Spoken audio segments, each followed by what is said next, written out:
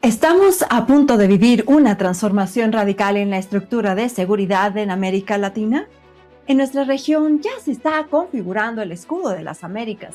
¿Es una alianza de protección o un cambio total en las reglas del juego geopolítico? Para entender qué hay detrás de este movimiento, hoy nos acompaña una voz con autoridad indiscutible, el comandante retirado de la Marina de los Estados Unidos, José Adán Gutiérrez.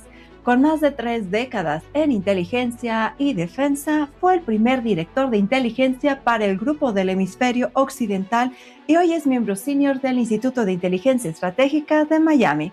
Hoy analizamos qué impacto tendrá este escudo en las fuerzas militares locales, qué riesgos corren los países que han quedado fuera de esta alianza y sobre todo, cómo se redefine la lucha contra las amenazas transnacionales en el siglo XXI.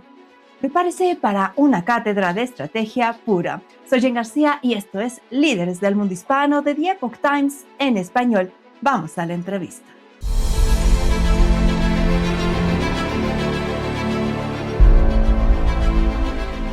Comandante, algo que se menciona mucho en este documento de Escudo de las Américas es el querer mantener fuera del hemisferio, particularmente a China, la injerencia de China.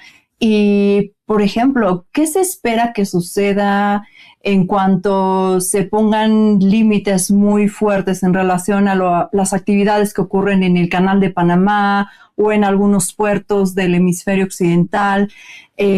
¿Cómo puede reaccionar este eje de Beijing y Moscú con respecto a esta nueva directriz que está marcando el presidente Trump? Esta pregunta es central, crítica para todo. La nueva administración, como todas las nuevas administraciones previas, empezaron a desarrollar una estrategia de seguridad nacional, ¿verdad? La cual se publica tan pronto puedan una vez que toman posesión, ¿verdad?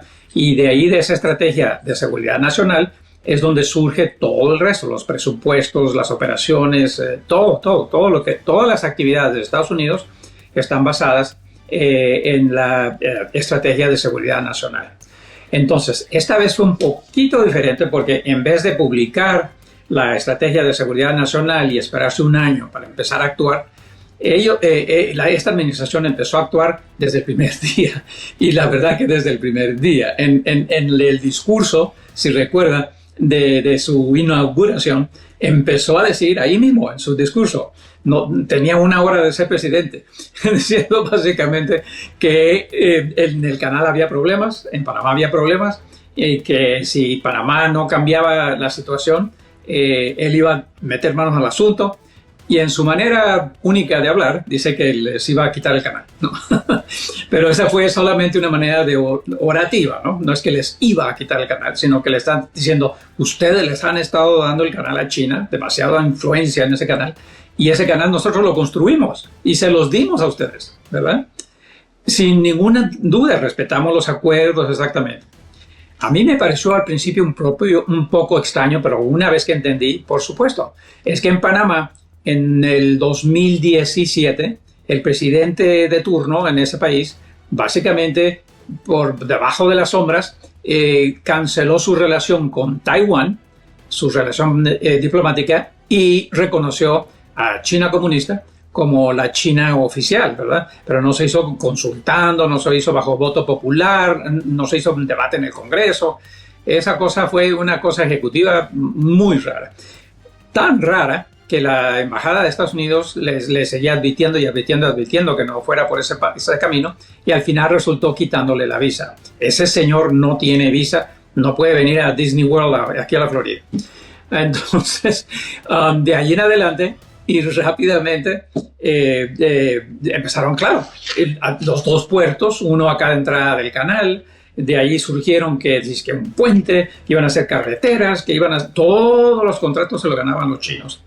Inclusive, y ahí está lo peor de la cosa, no es solamente infraestructura, es la infraestructura de comunicaciones, ¿verdad? Parece que iban a hacer un contrato del lado del Atlántico, en la ciudad de Colón, y una compañía de las grandes norteamericanas, una compañía americana grande, pensaba que se había ganado ese contrato y de repente se anunció que no, que los chinos eran tan buenos que iban a hacer ese proyecto gratis. Por supuesto que gratis suena fabuloso, gratis, pero no hay nada que China comunista haga gratis. En verdad, no hay nada que haga gratis. Todo tiene intención, todo tiene propósito geoestratégico.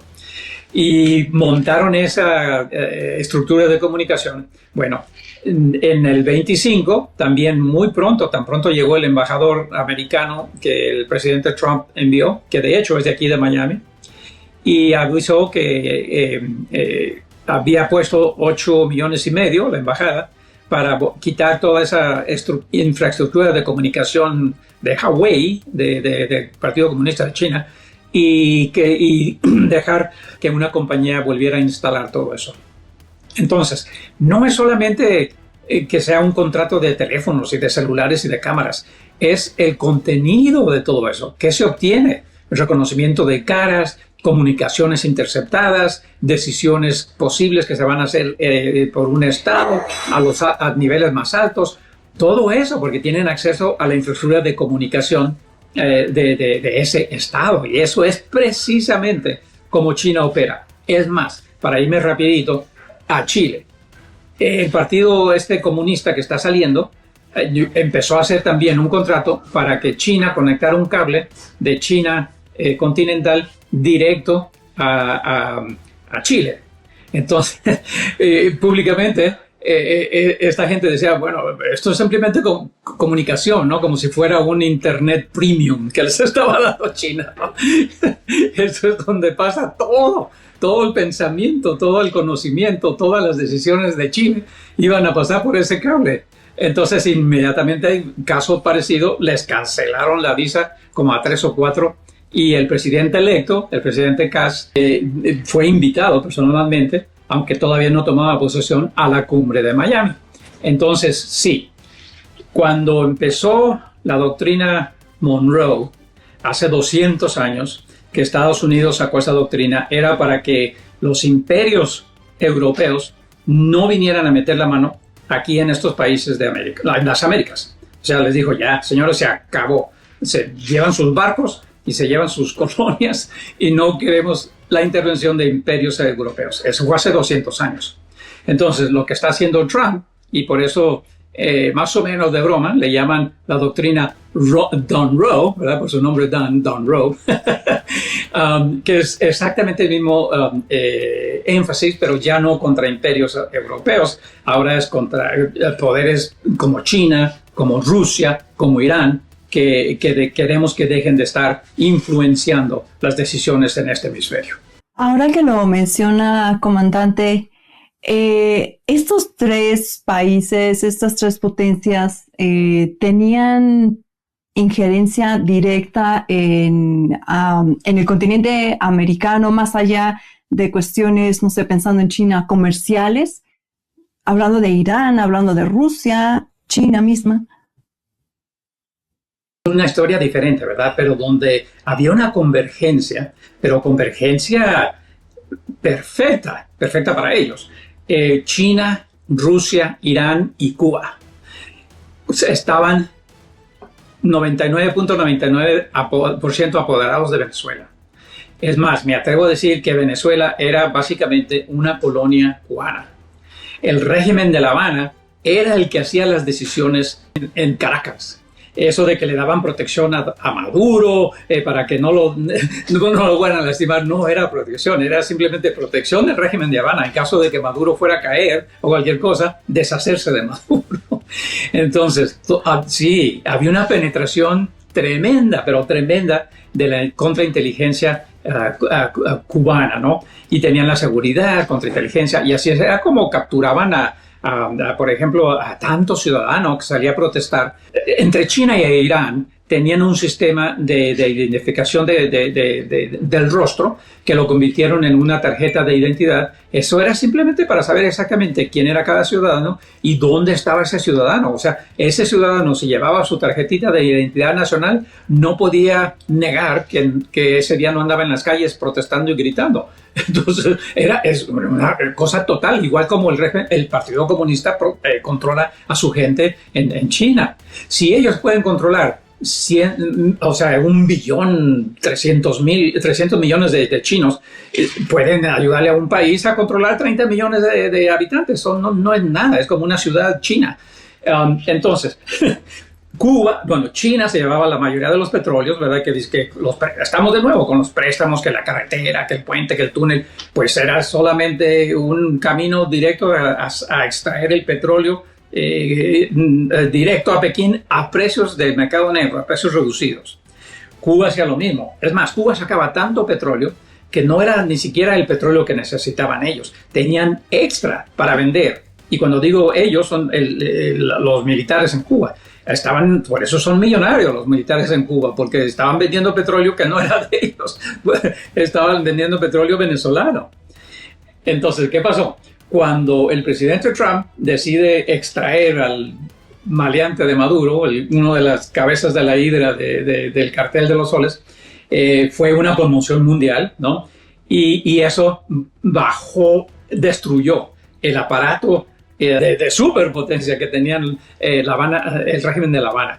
Todo el mundo le temía, sabían que estaban infiltrados y qué van a hacer los cubanos, y se infiltran en todos lados, hasta en Washington, en la inteligencia, son unos genios.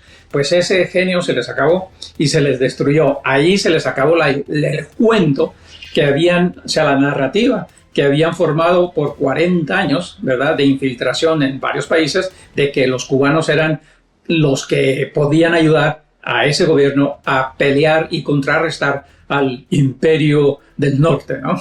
Esa era la narrativa que llevaron por 40 años. ¿Y qué pasó? Bueno, es como desenmascarar un tigre de papel. Ahora no tienen petróleo, han perdido la reputación de que eran invencibles y básicamente están por hacer acuerdos dictados por Estados Unidos. En toda mi carrera como oficial de inteligencia, cuando a mí me preguntaban que si yo estaba de acuerdo que ya el régimen estaba por caer ese año, yo todos los años decía que no, que es una broma, que ese régimen era tan cruel que controlaba a su gente que no iba a caer. Y ahora, por primera vez, ese régimen ya se quemó. Yo no creo que tarde mucho tiempo en haber un cambio. ¿Cómo se va a hacer el cambio? Es otra historia, ¿verdad? Pero va a haber un cambio grande y radical. ¿Cómo ha cambiado la prioridad o las prioridades del Pentágono en relación a lo que ahora este nuevo cambio de las reglas del juego implica para los ejércitos locales de cada uno de los países? ¿Se cambiarán las reglas del juego? ¿Qué papel deberían jugar ahora con la injerencia de Estados Unidos? Y han cambiado las reglas. Y primero cambiaron en Estados Unidos. En todos los años que yo apoyé la misión antinarcóticos, muchas veces teníamos resultados fabulosos, ¿verdad? Como yo me pasé mis últimos 3 años en Key West, Cayo Hueso, que es donde está el comando antinarcóticos, y se reporta al Comando Sur, que está en Miami. Bueno, estando en Key West, más de una vez capturábamos cocaína en alta mar, la traíamos al muelle y hacíamos una cosa pública para quemarla, ¿no? Invitábamos a toda la prensa y para que todo el mundo fuera testigo de que estábamos quemando 14 toneladas de cocaína. Estoy hablando de cocaína pura, 12 toneladas de cocaína pura. Siempre eran tremendas cargas, ¿verdad? ¿Y qué pasa? O sea, obviamente dice, bueno, aquí van a subir los precios de la cocaína inmensamente, que es una señal de éxito, ¿no? Que les estamos forzando a que suban los precios. No subía el precio de la cocaína para nada. Entonces, esas 14 toneladas, esas 12 toneladas, eran una pérdida que los carteles decían, es parte del negocio, perder $1 billón, ¿no? Si es necesario, porque perdían 14 toneladas, pero metían 28 toneladas por otro lado, ¿no? Es una cosa muy frustrante. Ahora, Sí, se tenían éxitos a veces también de arrestar a varias gente, de infiltrarlos, eso no ha parado, pero no cambió nada por lo menos en los 20 años que yo viví y observé esa misión de un lado u otro, ¿no? De una perspectiva u otra. Entonces, cuando llegó la administración del presidente Trump, se daban cuenta que si iban en contra de los carteles de la misma manera que lo habían hecho hace 5 años, 10 años, 20 años, 30 años, nada iba a cambiar. Entonces cambiaron precisamente de estrategia. Y el primer cambio que se dio en eso fue básicamente nombrarlos oficialmente, legalmente, como terroristas, que sí lo son, porque es gente, de nuevo, que en el país donde operan tienen a la gente, bueno, hay asesinatos, torturas, y lo hacen públicamente, como que no le tienen miedo a la autoridad, ¿verdad? A veces la misma autoridad son ellos. No importa si es el gobernador o el alcalde, el jefe de policía, ellos pueden absorber todo eso fácilmente, toda esa infraestructura humana. Y los que pierden son los ciudadanos. Bueno, del este lado de la frontera de Estados Unidos, también los que pierden son los ciudadanos. ¿Cuántos miles de muertes siguen sucediendo por fentanil o por cualquier otra cosa? Pero especialmente por fentanil, que es fatal. Entonces tienen todo el derecho, Estados Unidos, de catalogarlos como terroristas, porque están aterrorizando poblaciones y están matando miles y miles y miles de gente. Entonces, eso es como cambia la misión. Los servicios militares de toda la región en Latinoamérica también igual estaban acostumbrados a que, bueno, esa es misión de la DEA, entonces la DEA tiene que coordinar con la policía, pero es que es igual, no cambió nada. Lo que ahora cambia es que le están ofreciendo a los servicios, a las Fuerzas Armadas y las Fuerzas de Defensa de cada país que se unan a esto, y Estados Unidos ofrece todos sus recursos, empezando con entrenamiento, con logística, con inteligencia, que es la clave de todo, y también en ciertos aspectos con apoyo económico para que ellos puedan comprar los materiales y las armas necesarias para combatir a esta escoria. Este escudo de las Américas literalmente nos va a llevar a una presencia militar de Estados Unidos en territorio de alguno de los países de América Latina, o es meramente de apoyo de inteligencia y coordinación ya con las autoridades locales. ¿Cómo se prevé esta actividad de combate a los cárteles? Sí, yo creo que de país a país se va viendo, ¿verdad? Depende lo que cada presidente de su país evalúe qué es lo que el público o la población de su país vaya a verlo de forma positiva, ¿verdad? En algunos países, bueno, para empezar, siempre va a haber, o sea, va a haber visitas continuas de varios estamentos de las fuerzas militares de Estados Unidos para entrenarlos, ¿verdad? Ya sea entrenamiento para el ejército de tierra, entrenamiento a la fuerza aérea, entrenamiento marítimo, entrenamiento a las comunidades de inteligencia. Va a ser un tremendo entrenamiento, que eso para mí vale más que un puente y que un estadio. Porque se enriquece ese país con ese conocimiento inmenso y se profesionalizan las Fuerzas Armadas. O sea, allí no hay guerras entre Perú y Ecuador o Bolivia y Chile. No hay, esos ejércitos no tienen ninguna guerra como nosotros siempre las tenemos ya en varias partes del mundo. Entonces, la guerra que deberían de tener, y ese es el mensaje, su guerra, señores, son estos maleantes terroristas que se están apoderando de sus líderes. Es más, se están apoderando de los líderes militares en muchos sentidos. ¿Cuántos han salido a la luz de que el general tal o el ministro tal estaba vendido, verdad? Es simplemente porque es muy fácil, con todo el dinero que estos terroristas generan, de básicamente presentar la ecuación o que usted quiere plata o plomo, ¿no? Y entonces ese terror lo han podido poner en efecto por décadas. Se les acabó el juego, porque ahora cada fuerza militar de cada país va a estar colaborando, va a estar planeando. Es más, algunos hasta van a venir a Estados Unidos para entrenarse, otros el entrenamiento va a ser en su país. Va a haber equipamiento propio de los sistemas de inteligencia, hasta a veces hasta la misma ropa de los uniformes.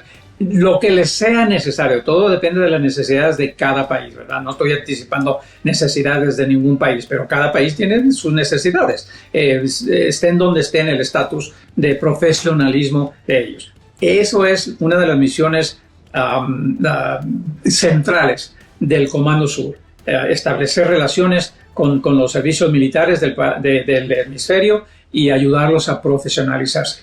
Es más, vamos a dar ahora un ejemplo de éxito, así como hablamos de lo que pasó en Ecuador en su momento malo, ¿no? Un ejemplo de éxito es Colombia, ¿verdad? Cuando los carteles, ¿te acuerdas de Pablo Escobar, todos esos tiempos, ¿no? Donde los narcos eran reyes y señores y estaban apoderándose de los estamentos del gobierno, ¿no? Estados Unidos invirtió miles de millones en Colombia, no que hagan falta miles de millones en todos los países, pero en su momento invirtió miles de millones, lo que se llamaba Plan Colombia. Se les dio tremenda profesionalidad a las Fuerzas Armadas de Colombia. Es más, yo mismo en persona me pasé un año en Cartagena ayudándole a la Marina de Colombia a establecer su comunidad de inteligencia, porque no había inteligencia naval en Colombia cuando yo llegué en el 91, creo. Total que bueno, me pasé de maravilla en Cartagena, yo amo Cartagena, pero mi misión fue muy buena y muy positiva.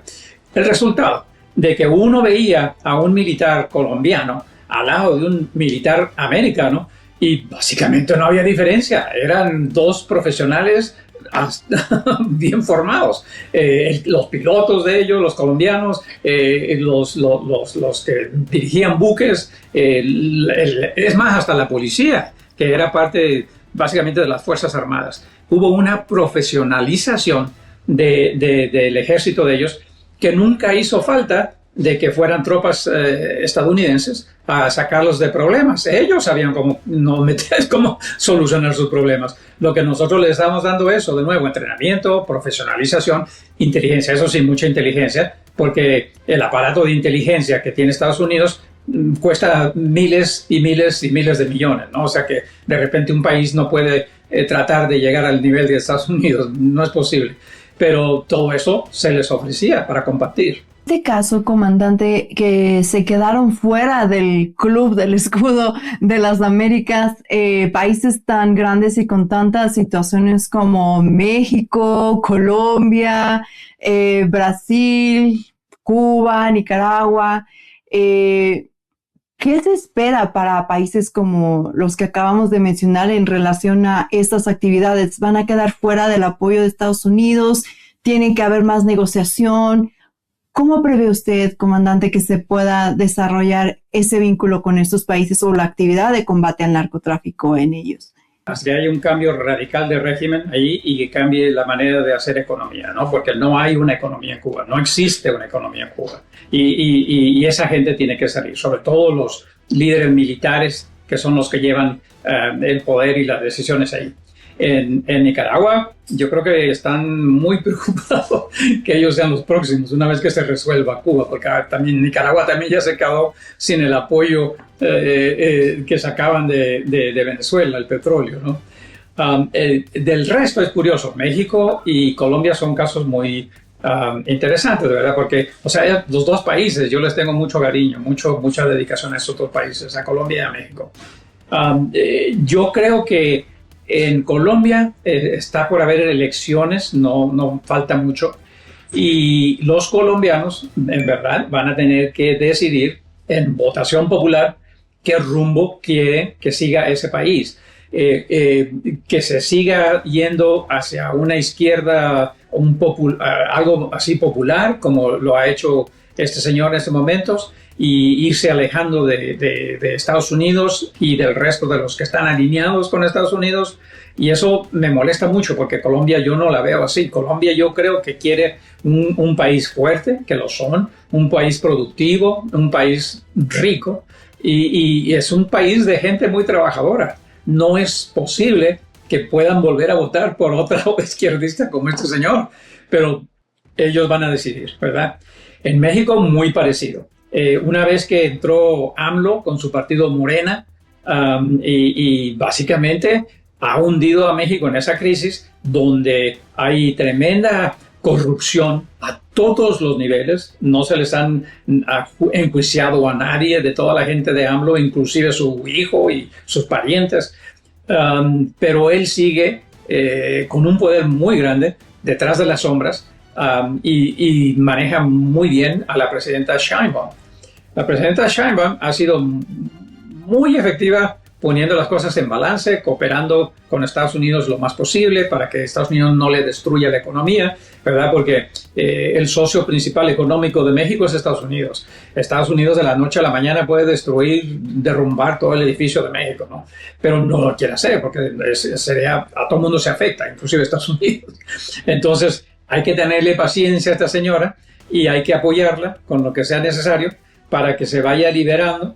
Es como la triste historia de la triste Heréndida y su abuela desalmada, ¿no? Que se vaya deslindando de AMLO y vaya siendo su propia persona y que haga decisiones correctas. Porque en México, claro, a través de todos los tiempos, ellos se envuelven a veces con la bandera mexicana y gritan soberanía, soberanía, ¿no?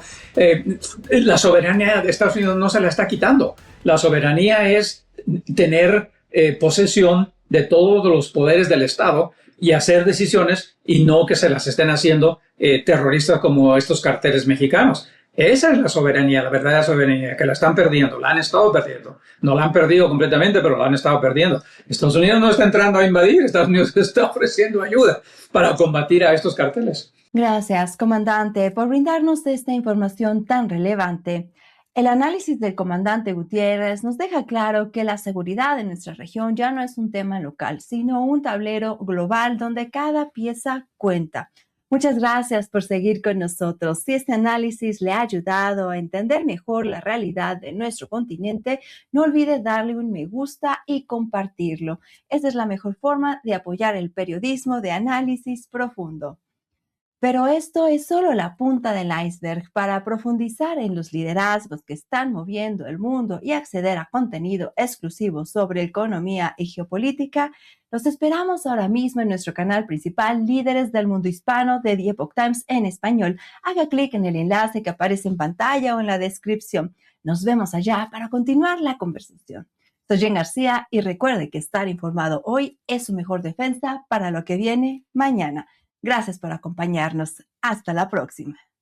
Antes de irnos, lo dejamos con información que seguro será de su interés. La gira de Shenyun 2026 ha comenzado y usted puede revisar las ciudades en las que se presentará en shenyun.com. No se lo pierda. De nuestra parte, es todo por el día de hoy. Nos vemos en la próxima entrevista. Un espectáculo realmente importante para cada uno de nosotros. Esto es lo que usted ha estado esperando.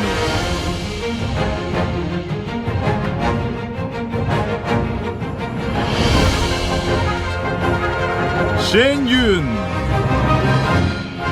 Compre sus boletos en shenyun.com.